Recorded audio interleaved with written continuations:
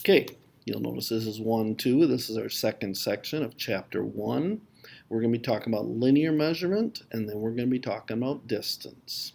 Okay, so if we're going to find the measurement of the given segment, so they're asking us to find AC. Now AC goes from this point to this point. Now you will notice we are given that AB is 8 inches and BC is 3 inches. So therefore, if we're going to find AC, we take the 8 and the 3 and we add them up and we get 11.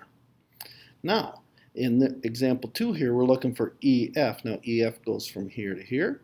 So therefore, if we know what DF is, we know that right here, 31 feet is DF, the whole thing's 31. DE is only 14. Well, if we're going to find EF in this case, we're going to take the whole thing minus the part we know. 31 minus 14, so that means that EF would be 17 feet. Okay? Now, here's something that we have to know. Okay, congruent, that's a new word for you probably. Congruent means exactly the same or equal. So for line segments to be congruent, they need to be exactly the same, and you could put length on here. Exactly the same length. Okay, use the number line to find each measure. All right, I'll keep it here. Okay, if we're looking for AB, from A to B, now you can just go ahead and count 1, 2, 3. Just bounce it. Okay, so AB is 3 units long. CD, from C to D, 1, 2, 3. C to D is also 3 units, and lo and behold, looky here. EF, 1, 2, 3 is also 3. Didn't plan that out too well, did I? Making them all 3. But hey, we found some different ones here. Okay, AC.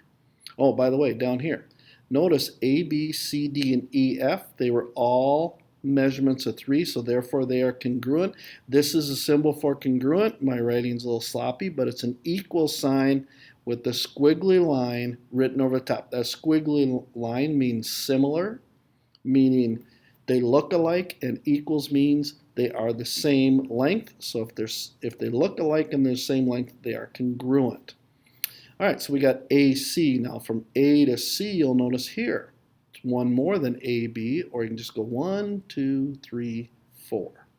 Okay, that will be distance of 4. Now BE.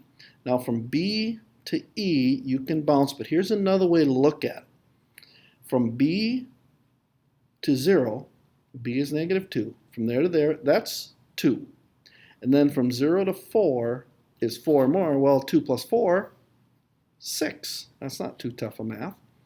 Okay, DF, from 2 to 7. Well, we know from 2 to 7, 7 minus 2 is 5. All right, now the distance formula. Find the distance between the x-coordinates and the y-coordinates of the two ordered pairs. Square both the numbers. Remember that any number squared will be positive. Add the two numbers together and take the square root. So here's our example. We have 5, 3, and 2, negative 6. So we look at 5 and 2. You can think about a number line. You can go up here and go from 2 to 5. How far is it? You can bounce, boom, boom, figure it out. Or you can just say, you know what, 5 minus 2 is 3. Okay, from 3 to negative 6. Now, if one's positive, one's negative, you can do what I talked about earlier. From 3 to 0 is 3. From 0 to negative 6 is 6. 3 plus 6 is 9. Now, you'll notice the distance between 5 and 2 is 3. The distance between 3 and negative 6 is 9. That's why we got our two numbers, 3 and 9. We take 3 and square it, 9 and square it. 3 squared, 9. 9 squared, 81. You got those all memorized, right? 9 plus 81 is 90, and then all we do is slap a square root over the top of it. We have our answer. Now, there are actually two ways you can find these things. Okay, you can use what is called the distance formula, or you can do what we just got done doing, which is kind of a Schmidt version of the Pythagorean theorem. Okay, let's look at the difference between these two. Okay, we've got the ordered pair 4, 8. We've got the ordered pair negative 2, 16. Well, how far is from 4 to negative 2? Well, from 4 to negative 2 is 6. Okay, and that's what we do here. I'd say use your head to figure out how far it is. Okay, well, 4 to negative 2 is 6. From 8 to 16, well, 16 minus 8 is 8. So we've got from 6 to 18 Oh my, why did I put 10 there? Typo, my bad. Okay, that should be an 8. Okay, we've got our 6 and our 8. We take 6 squared plus 8 squared. 6 squared, 36. 8 squared, 64. 36 plus 64 is 100. 100.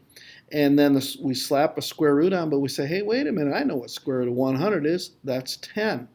So the distance between those 2 points is actually in a straight line is 10. Now the distance formula always works, but it can get a little confusing. Here's what we do. We say x2 minus x1 quantity squared plus y2 minus y1 quantity squared. It looks a little confusing, but all you have to do is designate this is point 1, this is point 2.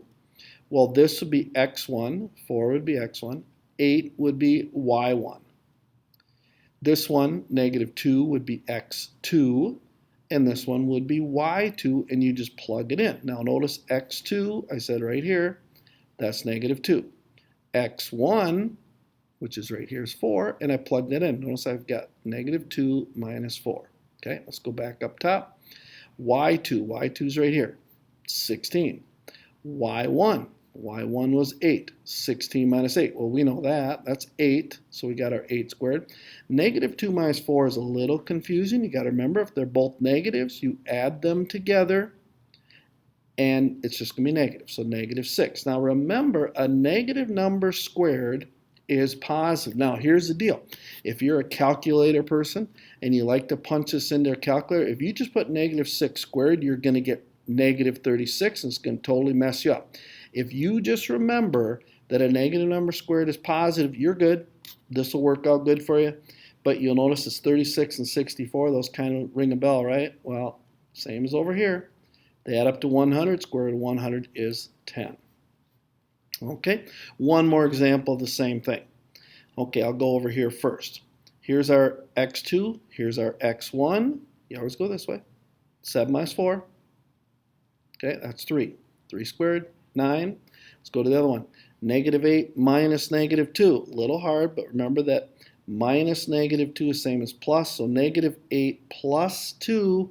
Again, that can get a little confusing, but that is, I should have probably had a negative 6 squared here, but it's still, either way, it's going to end up 36. So 9 plus 36 is 45. Slap a square root on, you're done. On this one, you just say, hey, from 4 to 7, how far is that? That's 3 units. From negative 2 to negative 8, you might need a number line. You know, we can go up here and we can go, you know, here's negative 2 and here's negative 8 over here. We just make 3 more tallies. You figure it out.